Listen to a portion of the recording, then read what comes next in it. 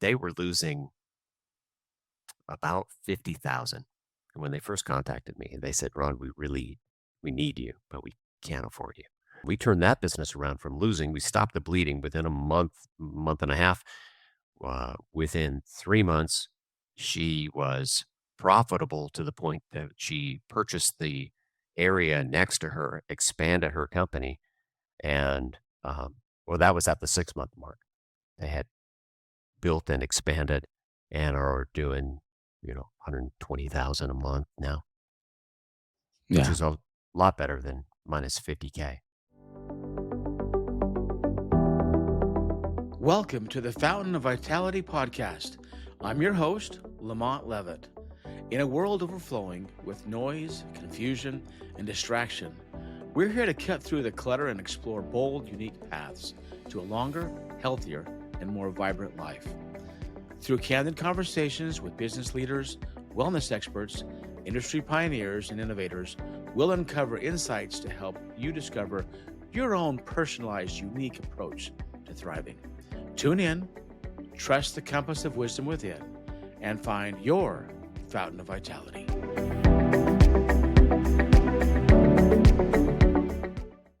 Hello, welcome to the Fountain of Vitality podcast. My name is LaMont Leavitt. I'm your host, and we have with us a great guest. Today we have Ron Shank. He is the president, owner of Optimus Media, and he's also a business coach as well. He's a business growth strategist and has got some great ideas to share with us today. Ron, thanks for joining us. Well, thanks.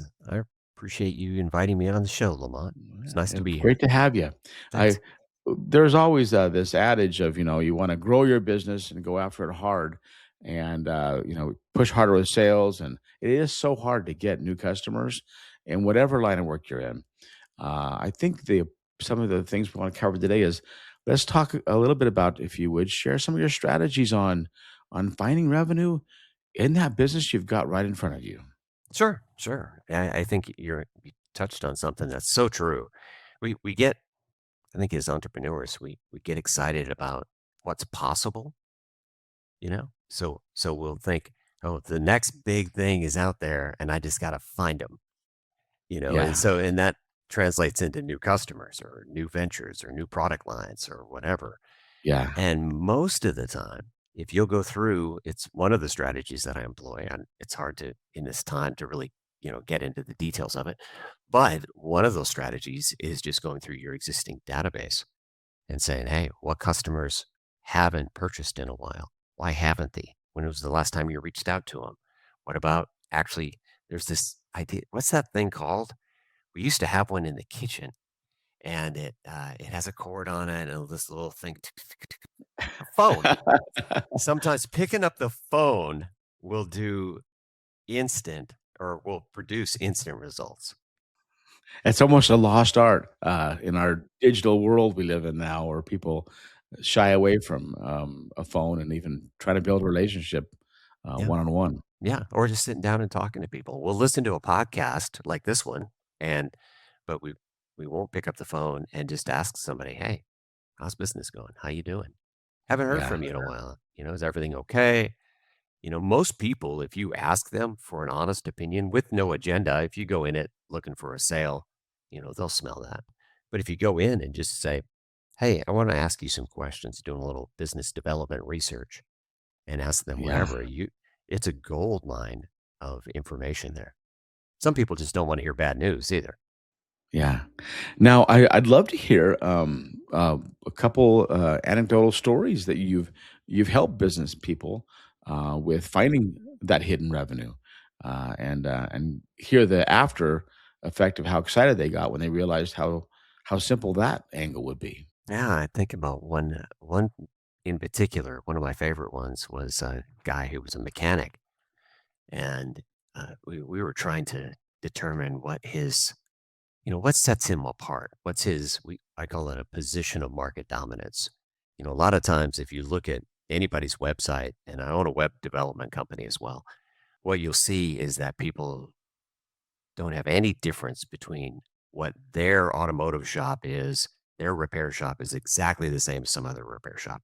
The guy who's selling collection services, same kind of thing. He's just like every other business that does what they do. They just think, well, Mhm. this is what we do. And once I show people what we do, they'll say yes. But that just doesn't, it's just not true. You've got to explain to them why you're different and why you're better. So for this guy, we found out that trust was really the key. And so the phrase that we found from talking to and picking up the phone and calling just a handful of customers and said, hey, what makes you choose us over, say, our competition? Most people are afraid to ask their customers that.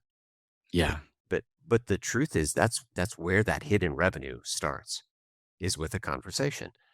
So he found out, long story long, that he was really about trust and he had a relationship with his customers. He's very forward facing, very front facing. He wandered through the place and he talked to his customers and he also, gave a full diagnostic report with everything. And that really built a lot of trust. So for him, it was all about trust. And then once he knew that message, he could go back to his customers, his existing customers that maybe hadn't been there in a while. And he could say, hey, you know, he could formulate that messaging about we're the people you trust. In fact, I loved his phrase, earning your trust with every turn of the wrench. And it was really about that, earning your trust. It was great. Well, I love that. I love that. And that's a perfect example of we all hate being swindled by a mechanic who wants to do more Right. work on your car than it really needs. Right. We've Um, all been there. Yeah. Or they yeah, want to overcharge for the same service. yeah, That's why I left the last dealership that I took my wife's car to. They wanted to redo my brakes and they did need it, but they wanted to do this and we're going to add this. And it's very complicated. Your braking system requires because of the way that blah, blah, blah. And I went, yeah, yeah. I said, okay, tell me how much is it getting what's the pain? And it was over a couple grand. And I went, I had a that mechanic once that feels look at my high. Oh, wait, just yeah, for comparison, I found a shade tree guy, a little yeah, small town guy, and he did it for 700 right, perfect, and perfect. actually did more than what they were going to do. Mhm. Yeah. So, yeah. Yeah, I've had a lot of experiences in life with mechanics. One of my favorite stories was they said, "Okay, how old's your car? How long you gonna keep it?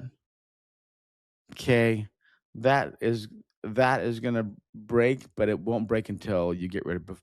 It won't break before you get rid of your car, so we're not gonna charge you for to fix that. Just keep going." I mean, where they really look at you Yeah, know asking the right questions and not just yeah, go, "Oh, there's something I can fix for fun because I right. know how to." Yeah. Yeah.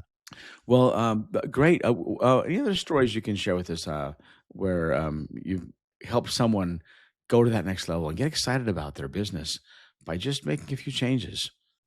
Yeah, sometimes the changes are hard. One of the key things is culture within the company. And That's so measuring important. what happens within the company too. Sometimes you've got great people, but they're just, the old adage, you gotta get the right people on the bus, but then you gotta get the right seats or the right people in the right seats because not everybody is meant to, be the bus driver. And Hmm. one of my favorite clients, that's exactly what happened. We quickly identified by, tracking some of the KPIs and tracking some of those things. By the way, a lot of people also that again, small tweaks. Do you have those KPIs, key performance indicators, or I call them success metrics? What are the things that move the dial, that move the needle, that make you successful? What are those little things? And once you identify those, then you can identify, okay, who's measuring up, who's not. And sometimes you've got to have some hard decisions and go, hey, you know what? You'd probably be better suited in this department, or you might be better suited working for our competition or whatever. And that had to happen with one company, but they were losing about 50,000. And when they first contacted me, they said, Ron, we need you, but we can't afford you. And so that's the joy of owning your own company. I'm not looking for a lot of customers to, Yeah. pro bono stuff for a while. But I said, okay, I'll help you because that's really what I want to do at the end of the day, helping businesses. But they went from losing 50,000 a month to we quickly stopped the bleeding. We examined prices. Sometimes you got to raise your prices. There's a Yeah. mindset with entrepreneurs. A lot of us grew up struggling as entrepreneurs. We grew up poor and we said, we're not going to be that way or I'm going to own my own business. I'm going to be the boss. And so what happens is though you don't take out that mindset and you don't charge for your worth. And so your product, if it has a worth and you can explain that to the marketplace, they'll happily pay a little more for that. So culture, raising your prices, reaching out to those lost customers. Those are some of the key strategies that you can implement and you can quickly turn a business around. And we turned that business around from losing. We stopped the bleeding within a month and a half. Within 3 months, she was profitable to the point that she purchased the area next to her, expanded her company, and well, that was at the 6 month mark. They had built and expanded and are doing, 120,000 a month now, which Yeah. is a lot better than minus 50K. Right, right. And we still That's got work great. to do, but it's great. Yeah, I love it. Yeah, yeah. And everyone, whether they're a $1 million business or a $5 million business or a $50 million business, they all have similar challenges, just with a different zero at the end of them. That's That's right. what I've seen. Yep. Oh, Yeah, that's um, exactly right. One of the things that you see is some people see success or they look at their gross revenue and they said, "Hey, we're holding on. Economy's tight. Everything's rough right now and shaky, especially, you know, about 3 years ago, everything was in turmoil. It was just yeah, really hard for business owners, and we're getting that way again too. And I'm afraid if, the yeah. war thing doesn't, you know, gas prices control everything. But people get real nervous. They go, "Well, our gross is still the same. We're still grossing." But what they don't notice is that their expenses are going up. And so now the Mhm. margins are super They're thin. tighter. Yeah, and they may not be making any net revenue at all. That's one of the reasons that I wrote the book. You know, it's um, it is a handful of strategies that show business owners how to 2x and 3x their revenue without spending more on marketing and advertising. So, price increases. A interesting conversation. We've had every business talks about this internally, and when the right time is to raise prices, you look at your competitors, you look at the market. What more are you offering to increase your price to your existing customers? And there's a comfort level where they're okay with a little price increase every year if they're getting a little extra value, but you can't sticker shock them and all of a sudden just double your price because you Actually, need the money. actually, You need to scare them actually, it away. just depends. It depends. How long's it been since you raised prices? Asking those right Yeah. questions. Hmm. I'll give you an example out of my own web development company. We kept our prices almost exactly the same for 20 years, which Didn't is move them at all. didn't move them at all because I had priced myself at a decent place. One of my first mentors said, "But what are you charging?" And I said, "Oh, I think I was charging by the hour, and I was charging something like $30 an hour."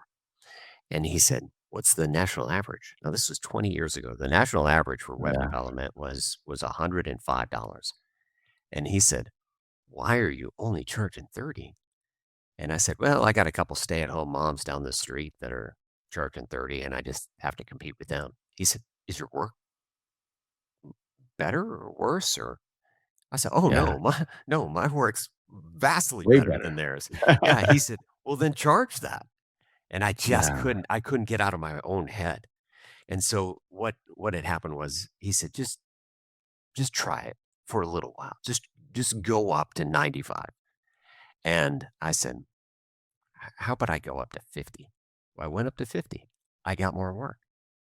I went up to 75. I got more work. Then I went up to 95. And now I don't even charge by the hour. I charge by the job. I just say, Uh-huh. "This is what it is. here's what the price is, and people pay it. And that was at the advice of my latest coach who said, "You're still really under market for design." Yeah. Yeah, I mean, Yeah. you're charging thousands less for a website than most people are charging nationally, and Yeah. you're doing just as good of work. And and we talk ourselves out of those things because We do. part of it's from a good place. We want to give people the very best deal that we can. But what happens? We sell ourselves short.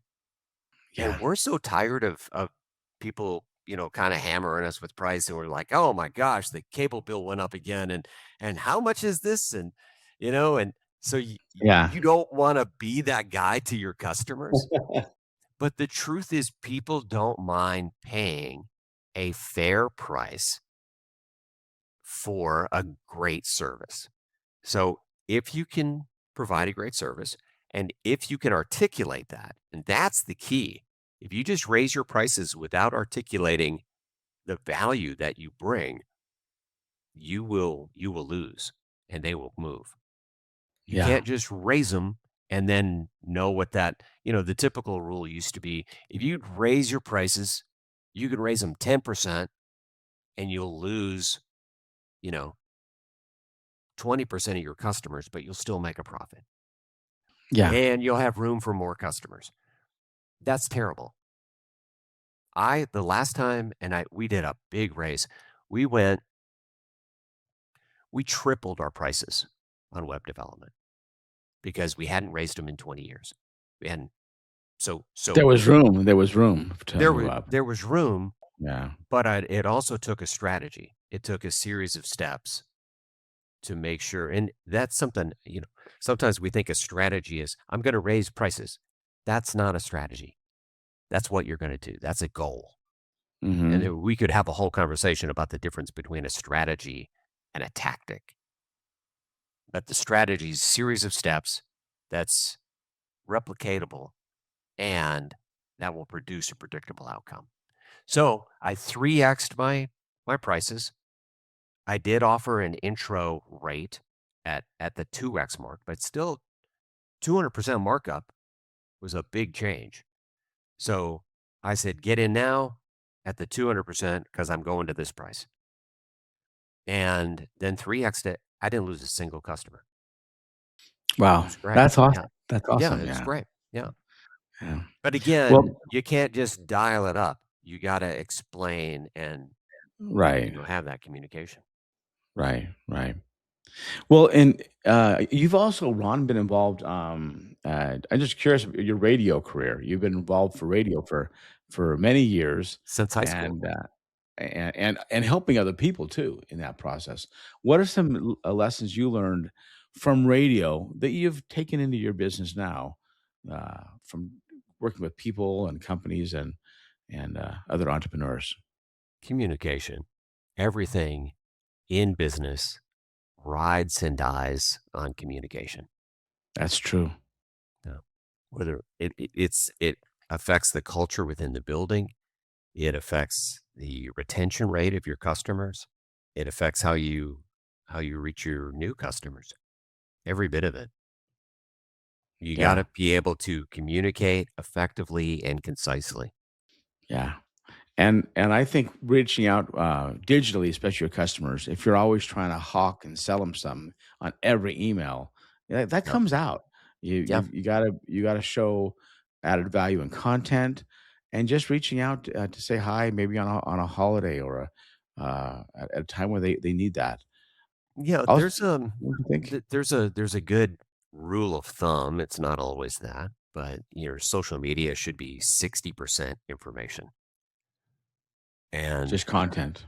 just content, yeah, Yeah.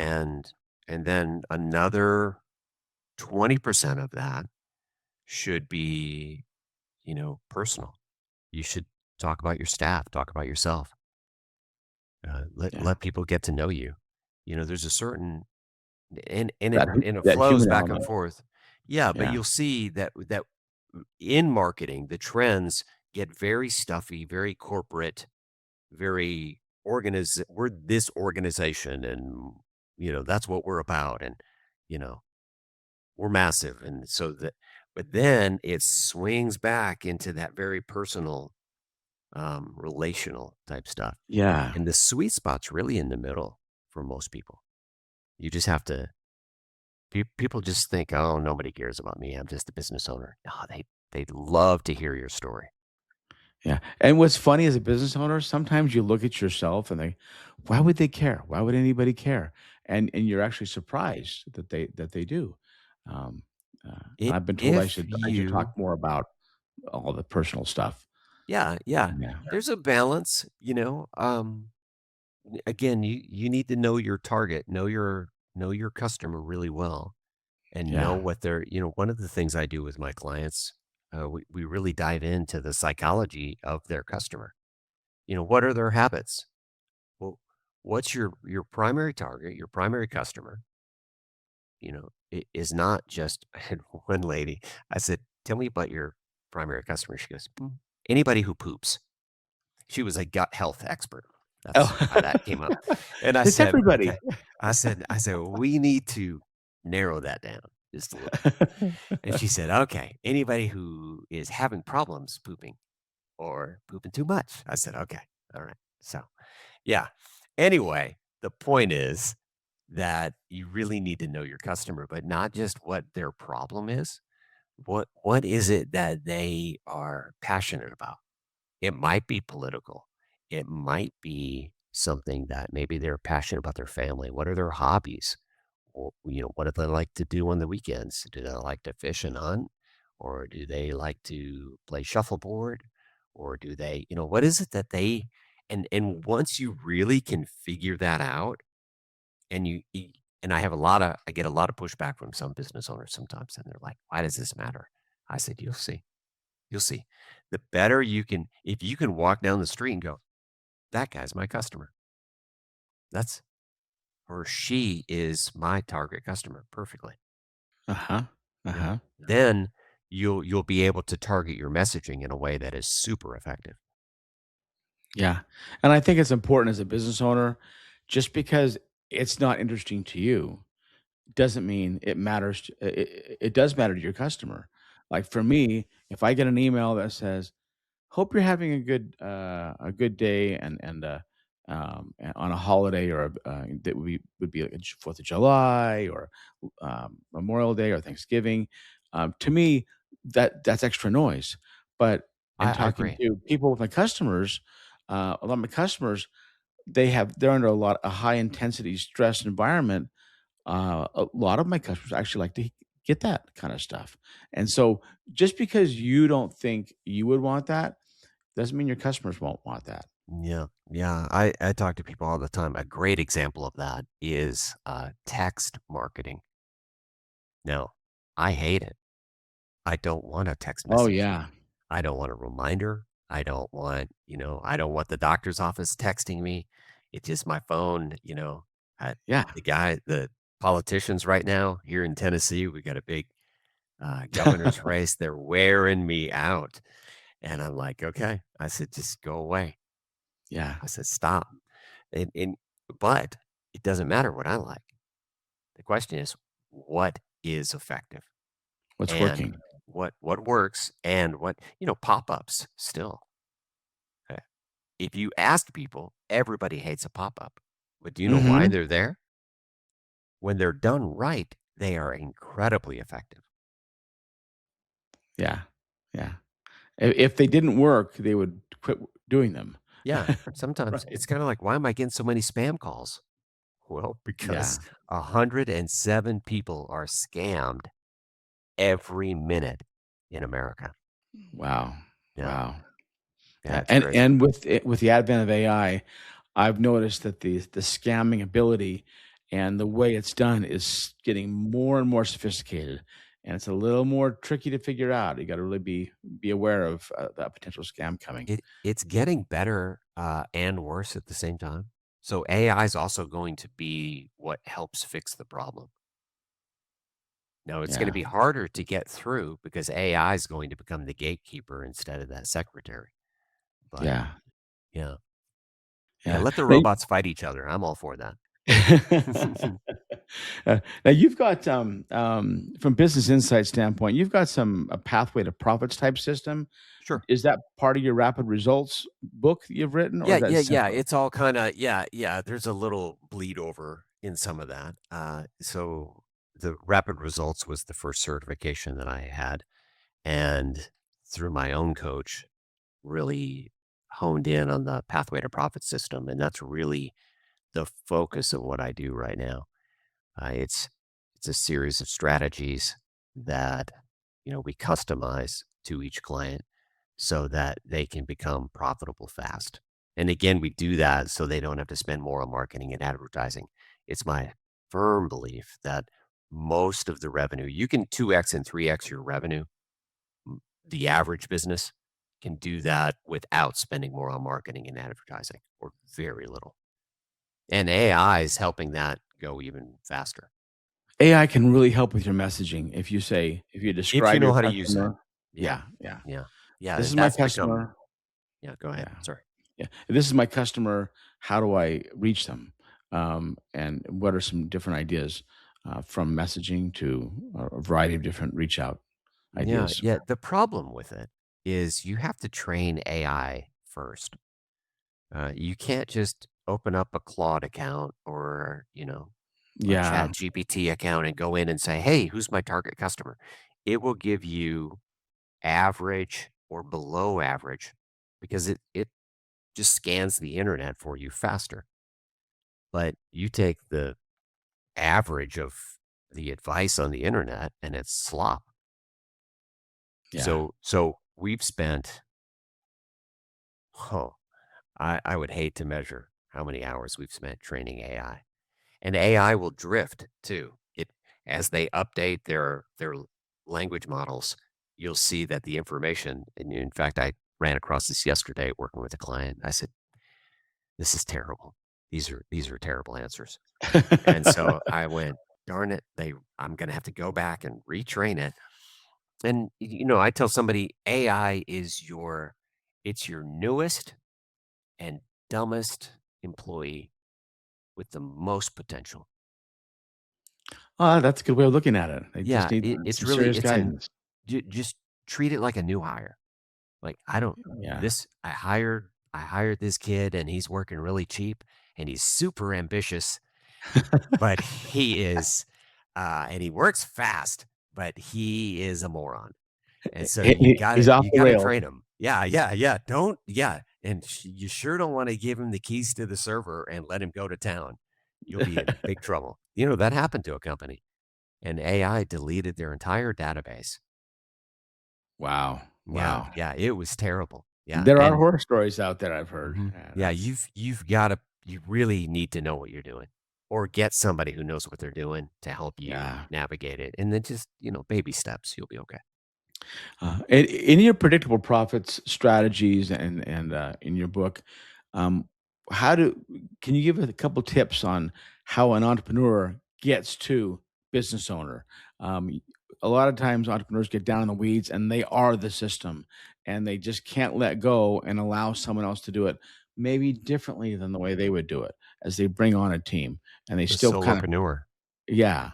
Yeah. Um, could you give us some tips on how to help an entrepreneur move to that next level of becoming a business owner so he can balance everything and he can have multiple things going on? Whew, so there's a lot in that, Yeah. and it varies really from, you know, person to person. Most people start with a side hustle. They've got a job, they're a little Yeah. frustrated with the job, they've got some potential. So they got this side hustle, and they're like, as soon as I get this, then I'll cut this off and replace my income." And it's a good general rule of thumb. But my experience is people stand at the edge of the cliff and they don't jump. They take too long to jump. Yeah. Now, there's that, but then the other is the old rule of three. It's going to take three times longer. It's going to take three times, more revenue and three times more hustle than you think it will to make it work. Yeah. So there is some preparation that needs to be done, but do the prep and then seek a mentor too. Maybe you can't find a coach, but get involved in some of these business groups and business organizations, or check with your church and find a business guy, a business owner that you respect, and reach out to them and say, "Hey, can I buy you lunch and pick your brain on a couple things?" Most people will sit down with you and they'll tell you, you know, "Yeah, yeah, here's what I learned. Here's what here's Yeah. what here's what I did." And then just, do it. Do it. Make sure your spouse is on board, but then do it Yeah. and you'll be S you'll be Some fine. people are afraid to make the jump, and their whole life, they're more content being part of a system, and that's Mhm. okay. That's a That personality type, but it is. entrepreneurs aren't that way. You'll Entrepreneurs are frustrated and they get I every Sunday night, it felt like I swallowed a steel hot dog and I would get pain right here, It's just like, Uh-huh. and I knew, I said, I gotta stop this. And You now I felt breathe. trapped. You felt trapped, like you couldn't move forward Well, in your you know, ideas. my ideas were too slow to implement. Um, I didn't always, sometimes they weren't implemented at all. I like, Uh, it's one of the reasons I love coaching. I love helping people. There's a difference between coaching and consulting. And a coach will, 80% of what we do is ask questions. So I believe that everyone I talk to and all of my clients really have the answers within them. They just need somebody to ask the right questions to help those materialize. Almost activate it, almost Mhm, activate what's mhm. there. Yeah. Now there's a balance because a lot of the coaches, and in fact, I don't even use the word coach as much as I used to. I use, profit advisor more than anything, or business advisor, because that coaching space has become so watered down, especially after COVID. Everybody kind of just said, you know, I don't want to go back to work. I want to stay. I want to keep this home office. So they stayed at home and said, I'm going to be a coach. I'm going to be a business coach Yeah. so I can charge a little more. And that has really watered down the space. Yeah, But that business prison of we all go to do this work this way, we arrive at the office, we commute round trip 2 hours, um, that got to be that's just my, what everyone did, my and commute then when was 90 everyone minutes. Yeah. yeah, once they realized that maybe there's a different way to live life, it seriously changed a lot of people, like, "You know what?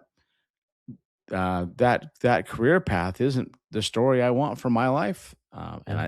there's some that just won't go back, period. Yeah. And businesses found out too that, hey, you know what? We actually made more money this way. They reduced cost. I mean, a lot of those offices were very expensive. Yeah, And it was a yeah, lot cheaper to buy people a laptop and send them to the house. yeah, And their productivity went up, their morale went up, they were yeah, working harder. It was a tinge. Most people said, "Whew, I got to make sure I get this done because so they know I'm working." They so anyway. But the thing that I was going to say was is well, it's lost in my head now. it's alright. What was the question? Oh, we were just talking about, working from home and how that people went back to working from home and didn't wanna go back, a lot of them, and Oh, have no, no, come up no. with more Before that, that's what it was. Yeah, thanks. Some of it is on the coaching space. A lot of coaches only ask those high level questions, and I yeah. really am a I have a lot more implementation to me. Part of it's my nature. Mhm, My own business coach will tell me that I personally implement too much. He said, "You're doing too much of the work," but that I found that that's what my customers want. There's a balance. They expect me to advise and to teach them, and I do like to teach people to fish, but sometimes it's just easier and faster and better for everyone if I just take the reins and go, "Hey, let me fix this for you. mhm. Let me mock this up and let's get this put together and then we'll send this to the marketing team." Yeah, yeah. And owners appreciate that help because 'cause they're already swimming. They're I already think so. balancing Yeah. so many Yeah. plates, in life with their business and other projects and their next side hustle. Well, listen, the last thing a business owner needs is one more guy telling them what they have to do. Yeah. My Yeah. approach has always been, let's lock arms together Yeah. and let's knock this out together. You know, how can I support you is a common question that I ask my clients. The thing I learned as a business owner is I can see there's 8 things I need to do or I need to fix. Right. Fix the things that will make the most impact first and recognize that that 5th thing really does fit better 4 months from now because of the way the business lines up when you're planning your next year, whatever it is. Yeah. Yeah. But look at don't look at everything as a priority 1. Uh, Create your own strategy as to how you're going to grow your business, and don't be afraid to put things off that you know need to be done, because nothing's worse than getting 8 things 20% done, and then you're still Hmm. not moving forward. Okay. We're So not going to talk about my garage projects. That's fine. yeah. Yeah. I don't know. Right. My wife might watch this. And so I don't, yeah. So hypocrite. But yeah, yeah, yeah. Get a get a coach is the other thing too. And I'm not Yeah. saying me. I'm saying, get an advisor, get Yeah. somebody to come in because, as a business owner, you're absolutely right. We'll have 8 things on our plate. Or no, we'll have 8 plates and they're all spinning. Yeah. We're that guy. And it really gets somebody to say, okay, let's look at this. Which of these plates that are spinning and wobbling, which one's going to move the needle? Which one's going to Right. produce the most revenue or get us toward our goal, whatever that goal is? Sometimes, we all think that revenue is the goal, and it Not is, but always. not always, right? Yeah. Sometimes you need a plate or 2 that you spin that is not related to revenue at all, but Yep. it's something that you're passionate about that's fun for you. It's almost it is work, but it's a relief, I feel relief when I go to the mountains and clear the forest, and, haul stumps away. That I don't make any money doing that, but I feel good after I do that and clear land. So that You know? everyone has things that motivate them, and it doesn't have to all be revenue related. Um, No, no. If you really ask business owners why they got into business, just what are the top 3 things that you did or reasons that you wanted to own your own business? One of those will be freedom. yeah. It will be or independence. So the 3 I's, I call it. It's you gotta have income, okay? So I gotta make money, Yeah, but independence is always number 2, and then impact. I wanna make a difference. I want a legacy. yeah, yeah. That's great. Well, where do you wanna 5 years from now, where's Ron Shank and where you wanna be, on those 3 I's? Uh, the income, independence, and the 3rd one, independence, and what was the 3rd one? I already forgot. Independence, income, and impact. The impact, yeah, Yeah, you wanna yeah, make a difference. yeah, I'm doing a lot of that right now. I've worked really hard the last couple of years in particular at creating everything that I try to coach people to do. The income, I wanna grow that, but I'm pretty much maxed out as far as, like, my own personal time on coaching, and so I don't do a lot of that. I'm gonna open up a group probably this fall and do a little have some group coaching. And I may continue that. I've done it before. Um, it's one of those things I really enjoy, and it's got a lot of value. Oh, a guy that is a group coaching specialist we were talking about. He said, "Well, what are you going to charge for that?" I was going to charge about half of what I did my one-on-one, and he said, "Why would you do that?" And he was so shocked. I said, "Well, because I can still make." The same amount of revenue, even if I only had 2 clients. And if I get 3, I'm making more revenue. He said, "Yeah, but the value that a group provides, that think tank and that business roundtable and that whole, yeah, you know, it." And I said, "Hmm, didn't really even think about that. I was just thinking about it from a, you know, clearly transactional viewpoint." yeah, And so it was really that's a good thought. So I gotta get some things figured out on that and, exactly what that looks like and how to provide that impact. So I'm already providing a lot of impact. The difference is, now I'm going on more podcasts and I'm, like I am today because having that conversation provides value to people and provides an impact. Somebody will listen to this. Somebody will go download my book, and you can do that for free, by the way. Shankcoaching.com. If you want to go download it, it's free. Just all I ask is that you read it. There's the Yeah. old adage. It's funny. And I've got a I think lot of books that's a that I big got for ask, right? free. You know, how many? Yeah, yeah. A free book is never read, they say. He said, you should Uh, charge for it. I said, I'm not charging for it because I want to have impact. And so I love hearing those stories and I love talking to people. And, my own coach gets on to me regularly for giving away too much. But, you have the cure for people. And yeah. it's hard to sit on that and say, yeah, I'm going to charge for that. But it is a Yeah. good business principle for sure. But, I also believe the Lord provides, and he does. So I'd still within 5 years, I'd like to, 3x my revenue. And I see a way and a pathway to do that. But I'd also like to maximize my impact.